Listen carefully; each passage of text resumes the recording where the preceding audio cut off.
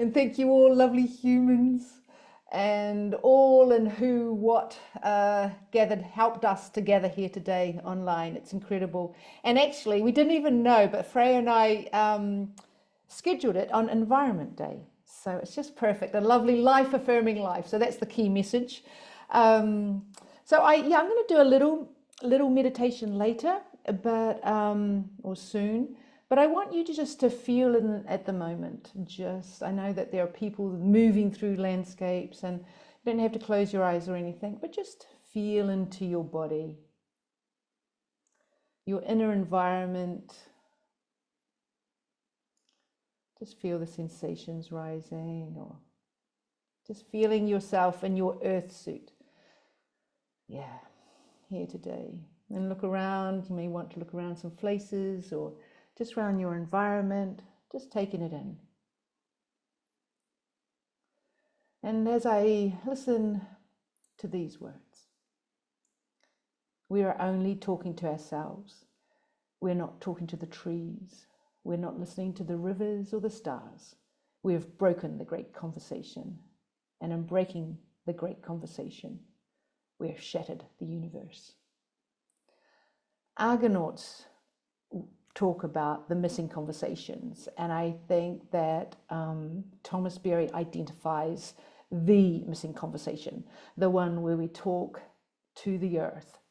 And yes, I founded earthconverse, this nature-based leadership collaborative, to have those missing conversations, to help us remember that connection between ourselves, each other, and the earth that is our home.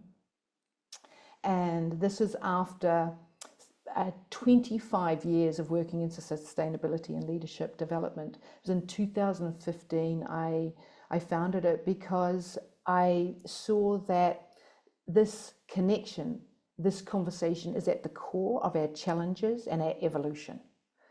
So today I'm going to tell you a little bit about the Earthconverse project and earth conversing, and for sure you'll have your own name for it, and essentially remind you of what you already know. And I'm going to communicate 3 messages or beliefs, foundations of earthconverse or earth conversing. And really I'm standing on the shoulders of giants here, as we all are, you know, our ancestors who had an intimate connection with the interweb of life. And also, you know, my own journey and my own experience, my own family, my own research, my work with leaders, my clients, and the Argonauts, even the 20 Argonauts, Freya, who have done the Pursuing Purpose series, have, all of them would have talked about nature as being part of their journey. So my 3 key messages are that nature is our main purpose. It is the key event. And secondly, that nature is the key path to finding our purpose, particularly individually. And thirdly, nature invites us to be purposeful. So it is the journey, it's the destination, it is the invitation. So for the first one, that nature is our purpose, you know, like I say, yeah, it is the main event. It is our main shareholder, stakeholder, parent, ancestor, lover. It is the I, it's the we, it's the us, it's life itself. And I mean, so many people have talked about this, but I really appreciate Matthias Di Stefano. I don't know if you've come across him. In the Higher Self podcast, he goes, the main challenge that we have to face is our change of thinking, that it's not just Mother Nature and human beings, that we are all Earth. We are cells of the planet. And so, you know, from the cell to the cosmos, zooming in, zooming out, we are life expressing itself. And so I want to take a pause here and go, you know, to what extent you feel that that's true, that you are part of nature. Maybe you've had an experience of oneness, where that could have been in childbirth. It could be in a dream, in a meditation. It could be having sex. It could be dancing. It could be plant medicines. It could be just being out in nature. I'm curious, even like a little bit of a hands up using the hands up function, just to get a sense. I can't sort of see everybody, even in the group chat. Yeah. I think everybody, yeah, nice. Chris is smiling. I think we all have it. It's true. Like, even if we don't feel it, you know, science tells us so, that we are that earth. So I'm going to take a moment. Let's feel into that. Let's have an embodied experience, because that's my whole point of Earth Converse, that it's not an intellectual exercise, that we have to remember that connection. So I'm going to invite you into a little, possibly a 5-minute meditation, wherever you are. And you may want to close your eyes, depending on where you are and where you're moving. Maybe that doesn't feel so comfortable, but just feeling into your, wherever you are, your seat, if you're standing up or lying down, or just feeling yourself in your earth suit. And just taking a breath, relaxing. It's good for me too. And from the top of your head to the tip of your toes,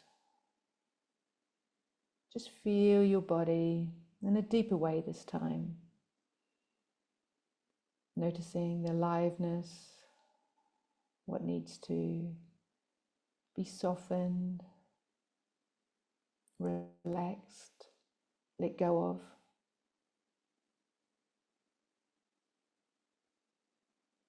Maybe there are parts of your bodies that you can't even sense or feel at the moment. No judgment, just letting it all be.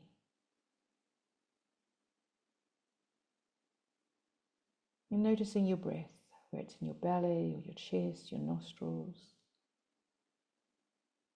As you take in that air, welcome the sacred element of air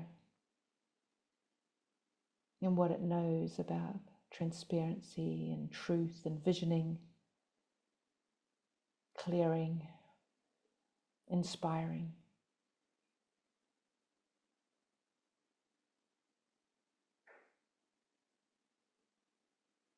Maybe feel the saliva in your mouth or the perspiration on your skin, maybe the blood on your veins, to welcome in the sacred element of water and what it knows about cleansing, balancing, healing, and going with the flow of life.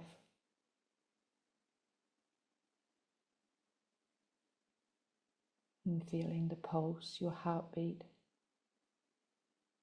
the heat of your body, to welcome in the sacred element of fire and what it knows about lighting the way, burning, transformation, passion.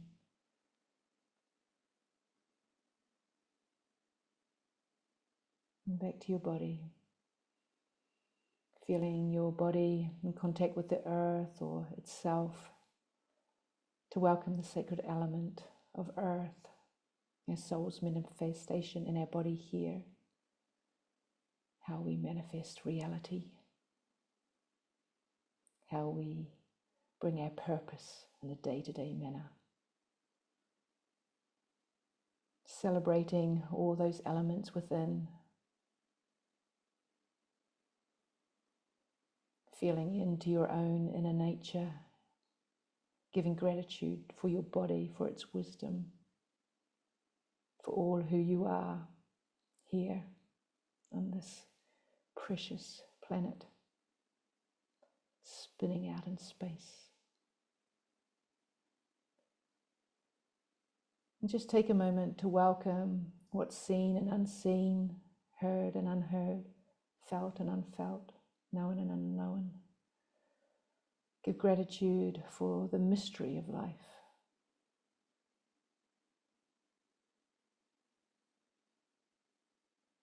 Maybe give a blessing to who or what you want to honor today.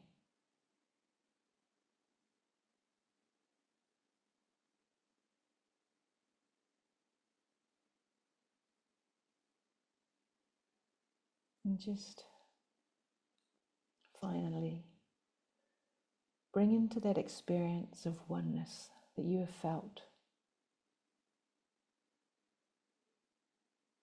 Rick Hanson says that we need to train our brain to remember these positive moments in our life. And we can do that in a 20-second marination. So remembering that oneness, that experience, bring it here today. From the top of your head to the tip of your toes.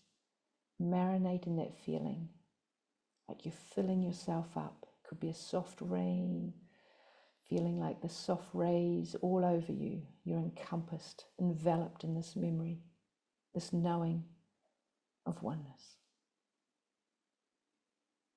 20 seconds.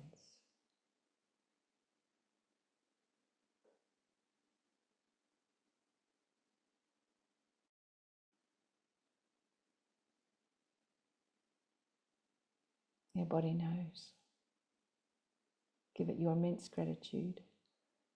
And if you need, have been closing your eyes, just open your eyes. We know this.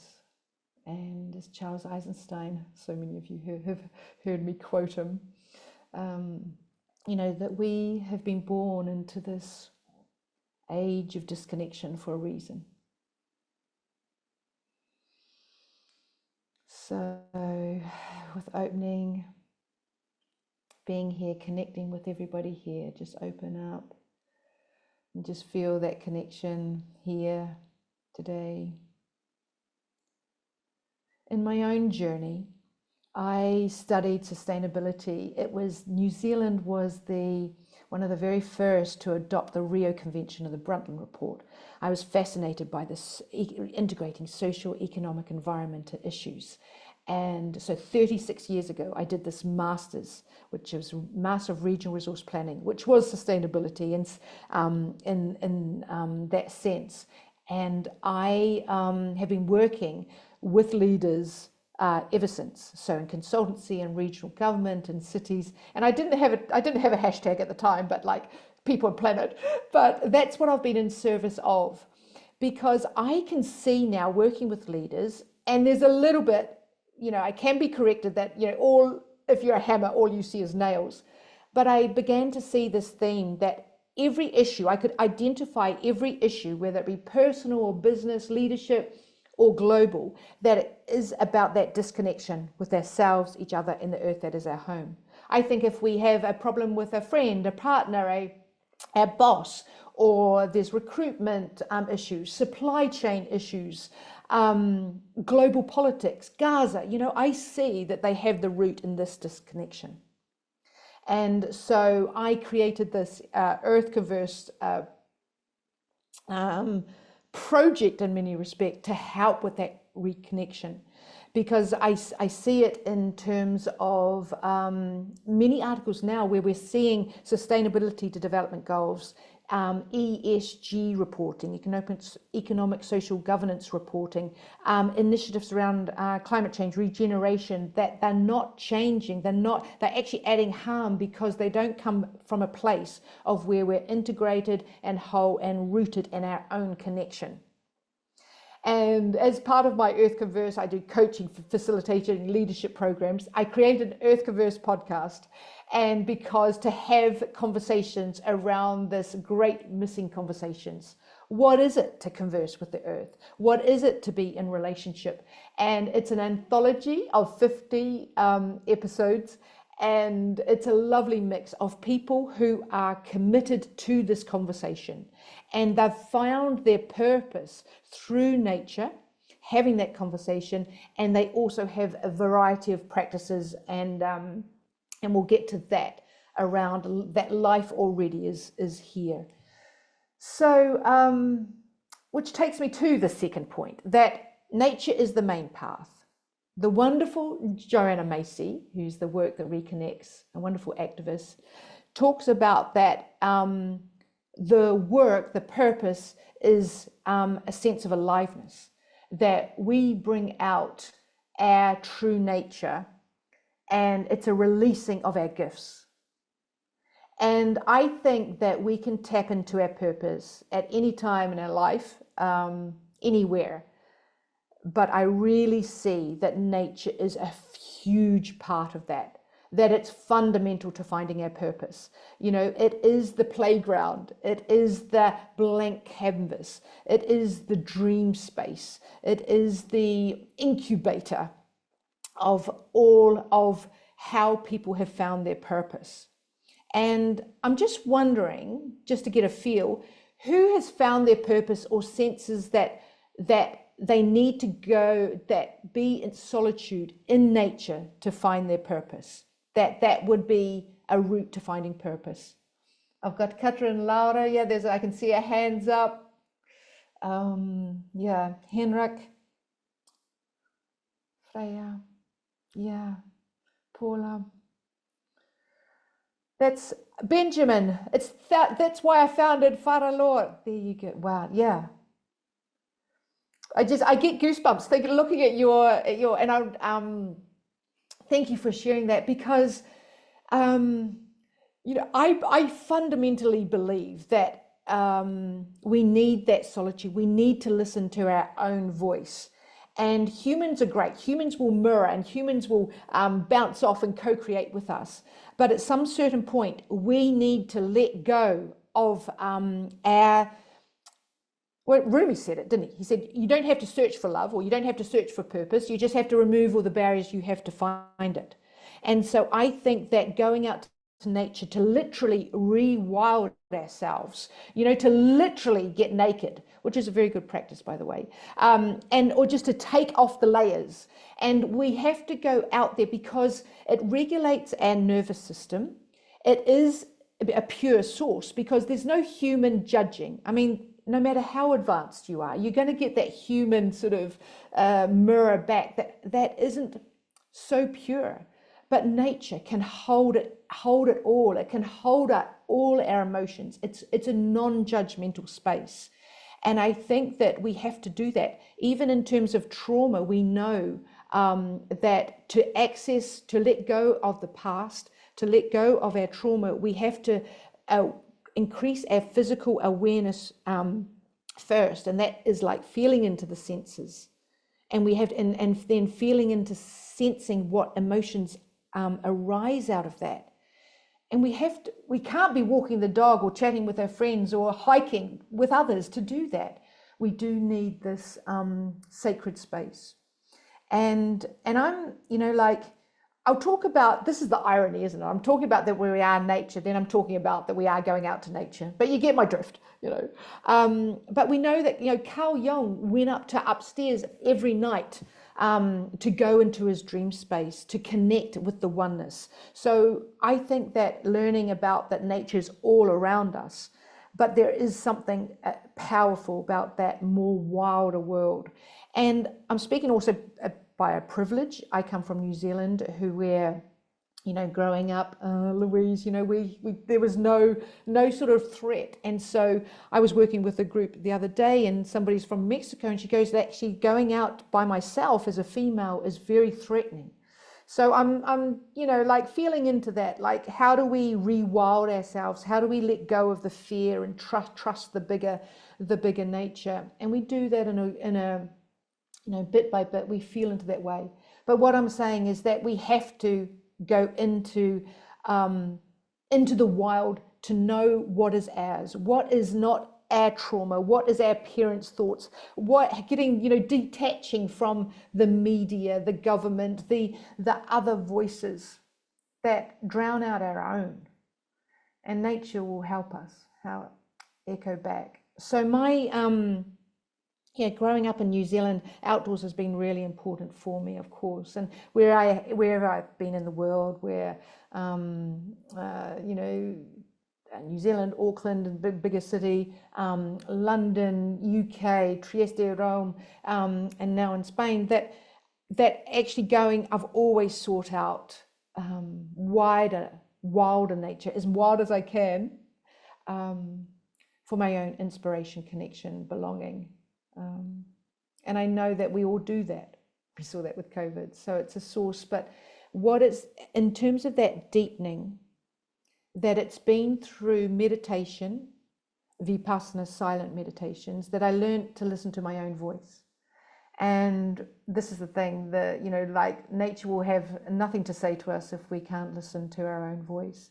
And Freya, we've got a little bit of advantage here. And some of you did go to Evelyn's wonderful intuition series last month.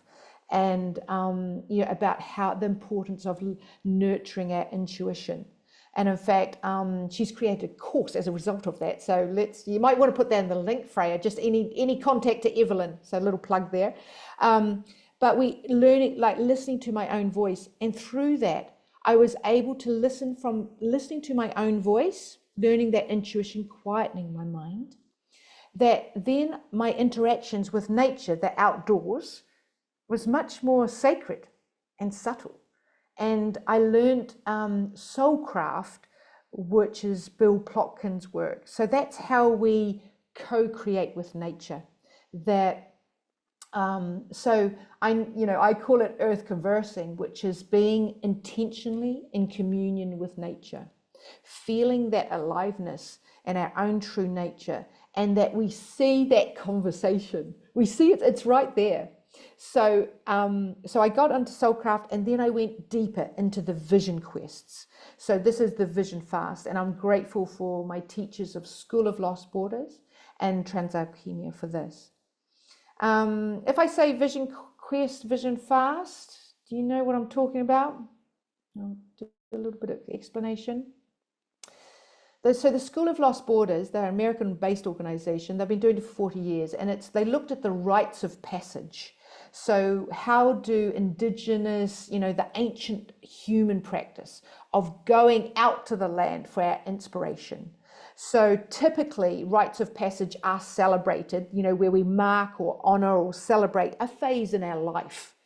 So typically there are 3 phases. There's a severance, there's a liminal space, and there's an incorporation. So I turned up to do this vision fast with them. The first one was in the New Mexico desert. So 6 months in prior preparation was the severance, which was including like closing up some conversations that I'd been avoiding, or letting go of some habits, or changing my diet. So we prepared that. We turned up. So it's like possibly a 10-day process. And we get in circle, and we little bit like let go of all those distractions and external voices, leave behind that world, and we enter this space. We declare what we would like to do in the vision fast, the actual ceremony, the liminal space. We have an intention for going out to there. So this liminal space, we say goodbye to the tribe and go out into the wilderness. So in this case, it was the desert. No tent and no food, just solo there. And this is the rewilding. This is literally being as close to the elements as possible, without distraction, without even distraction of food. And so in that space, and it is liminal, you don't know what's going to happen, but it's like engaging with that. So, I come across a tarantula, which, my name is Penelope, it's the Greek weavers. So I meet the ultimate weaver, the tarantula. And actually it was tarantula season, and they warned us that would probably be, and we would see these moving tarantulas. No other person saw a tarantula. In the stories when we came back, nobody saw a tarantula. I saw a tarantula, so it's those sorts of things. Or I would go for night walks, and, the fear of like going into my shadow, my darkness. And I remember this time going out and I walked around, and I felt like I was being watched. And, I would sing, I would pray, I would lament, and I would face my shadow, and then when I came back to my sleeping bag, then the wolves howled. And it was so amazing. It's like you were out there. I knew you were out there, but it wasn't threatening, but it was I had my own little rite of passage. I had a fear of going out of my sleeping bag to go into the liminal space, the darkness, and then coming back and incorporating that and making sense of it.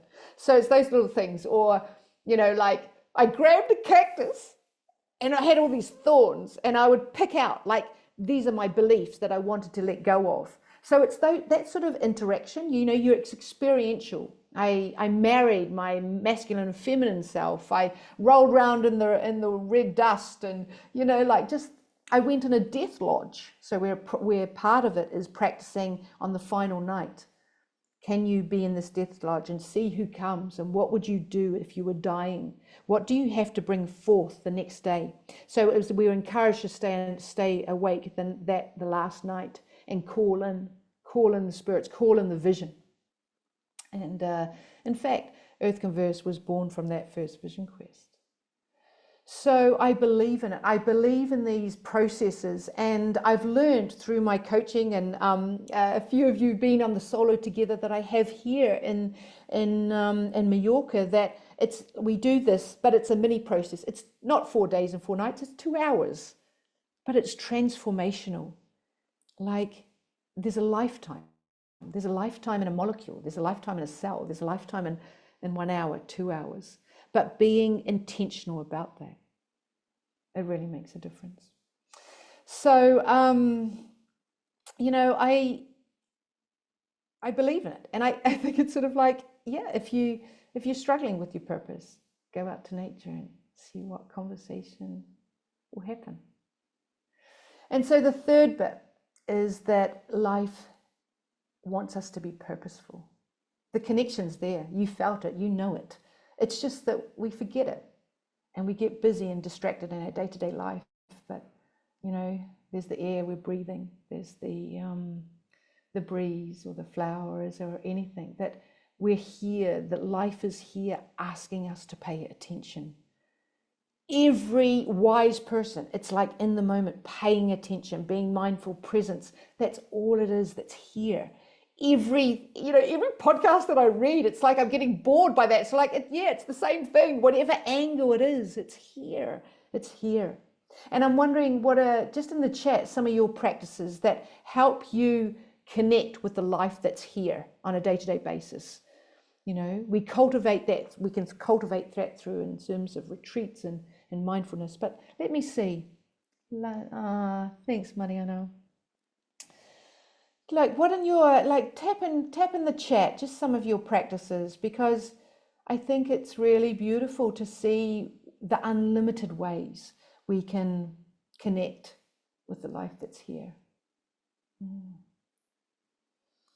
Shoes off, feet on the ground, wherever possible. Isn't that, the grounding, that you can feel it in your aliveness, that is just so fundamental. And the science behind that is phenomenal. What else we got? Living with cats. Yes. Your fur family. They're the teachers. You know what? The joy in flowers and trees and wildlife. It's right there. Every moment. Rebecca, watering, gardening, growing food. Yes. I'm growing seeds at the moment. It's like, if we're ever in doubt about hope and life, life affirming life, it's growing seeds, right? Talking to other than human beings. Yes, the more than human world. I mean, it's funny, we can talk to our cats and dogs quite easily. We don't feel, that's obviously, sort of obvious, but we can be really reluctant about talking to a rock. It's funny, isn't it? The smell of plants and herbs. I just did a wild foraging, you'll know that, Paula, here, and just what's alive. The walk on the beach, Katinka. Now I know, laying on the ground, surrendering, literally feeling on the earth. And these are the practices, listening, really listening. I live by the sea, an isolated place in Mallorca. What do I do, Maeve? Meditation, affirmation, visualization. Nature's that container that allows that connection. I've heard that from Emily Fletcher uses it. Does that meditation, affirmation, visualization? Nice, Javier, thank you. The force of wind and water. There you go. It's unlimited, and it's also the challenge of expanding that, really becoming more. I've got a mission of being more intimate and expansive with the world. And in fact, one vision quest, I declared that intention, And do you know what? A little hummingbird came straight at me, you know, with flapping its wings, and it looked me straight in the eye. And it was like, yeah, it was like confirming, yes, that is my mission, an intimate and expansive relationship with the world. And so in the Earth Converse podcast, and I've learned this from my teachers from so many sources, like the blessings, you know, how do we bless the morning, you know, learning to bless the night, learning to bless the water that we have a shower, you know, I have shower every morning, you know, like we can really bless all life at any moment. It's right there. It's right there. And, you know, like, Derek, I'm just noticing here this very slow walk around the city. You know, like Laura, our friend, is sitting, lying in her bed in a cast, and it's humbling. Even the miracle of walking, you know, there you go, things, yeah, Exhibit A, you know, like we, you know, even to bless the movement of our own body, you know, like that is nature. If we do that, we don't have to go out in a retreat for 4 days and 4 nights. We don't have to go to the wilds and, you know, go to an expensive holiday. Life is here. And I also think about contemplation, like contemplating the life that's here, contemplating the unseen, unheard, unfelt, contemplating that all around, it's all sourced from nature. You know, like I say, there's this computer, I've said this a couple of times if anybody's listened to me, but this sort of, my podcast, I mean, that we, from the raw to the processed, you know, this, what I'm talking to you on is a version of the more processed, whereas the lemons here, you know, are closer to that vitality. But it is all nature. To contemplate the supply chain of the computer, of the device that you're listening to this on. I mean, I find that phenomenal. Yeah. So, so there's also, I want to offer the nature connected pathways. This is research from Miles Richardson and the Nature Connected Research, and he talks about 5 pathways, and they'll feel very intuitive to you. That senses, we contact with life through our senses. That's how we are.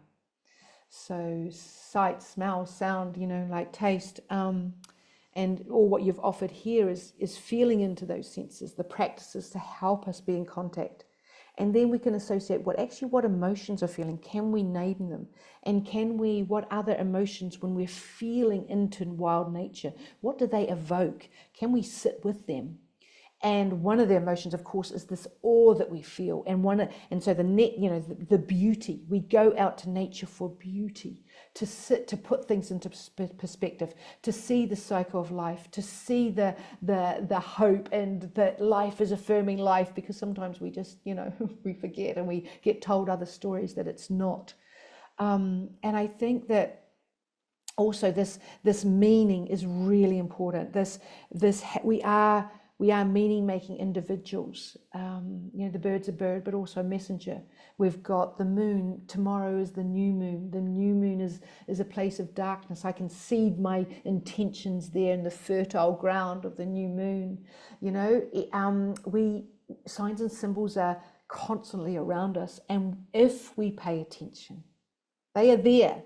But only if we pay attention and we see them, we can take meaning around our purpose. Even like every day, what is life wanting from me today?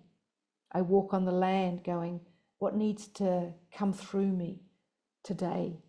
You know, we are guided by that. That's interesting.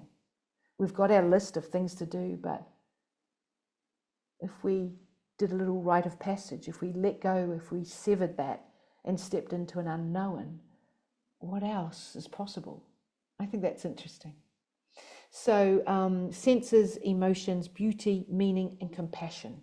So this is the thing. I think that if we are, and we know this as humans, that if we are in connection, if we start a conversation, there's a connection there, then it builds. And then we start a relationship. And so when we care about that person, we care about that thing, that animal being. So we are more compassionate, and what we care for, what we love, we care for. So that's interesting for me. And one of the main practices that ties all those things in is the practice of living and dying. So my wonderful Ray Hillis, he was my guide for a number of years. Ecotherapy, deep psychology. He was a Vision Quest guide as well. And he said to me, like, we go out for beauty quite often, and as humans, but our subconscious really wants to connect with the death that nature shows us, how to do it beautifully. And so a lot of the practices that I've learned is how to sit with something that's dying. And what do we notice? We notice the life there, the composting leaves. Is it more dead or is it alive? Where are the shoots of life? Where is that cycle? And he goes, so many people, like we used to do Vision Quest in Colorado on his land, and he said so many people would come back with a bone, and I said, yeah, I've got one from your ranch, because we want to sit, we are drawn to that. And one of the big themes of the podcast, and I wrapped this up in the 50th session, is that death was a key theme through that.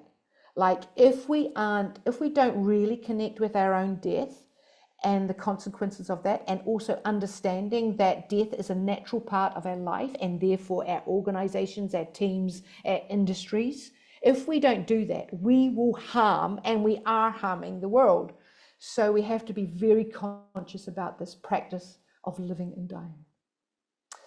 So in the dying and the rite of passage, I'm going to close up here in the wrap of my talk. So it's the main event. It is it's our nature is our main purpose. It provides our purpose, and it's right here. I mean, that's wild, isn't it? So I help. My mission for Earth Converse is to help people in this earth conversing. What is their conversations relationship with the earth? I do these one-to-one coaching. I facilitate these circles, including the wonderful Argonauts. We bring in themes of nature. We tap into that. I've got my leadership and coaching journeys, which is about learning to coach, learning to lead, and using these ideas of nature-based practices. So it becomes a real embodied experience. So I'm just curious about how you nurture your nature connection, and also what you're doing to help with teams in your organizations or your communities, because I think that's where it is. I've noticed that quite often our nature practice, which by nature has to be quite sacred. I'm asking like a very private thing. You go out to nature and connect in that way, that we need the solitude to be sacred. But I think it becomes then so sacred that we don't share it, and we get self-conscious about talking about it. And that is changing, of course. And this is deep indigenous wisdom, and it's also from all of our ancestors have known that.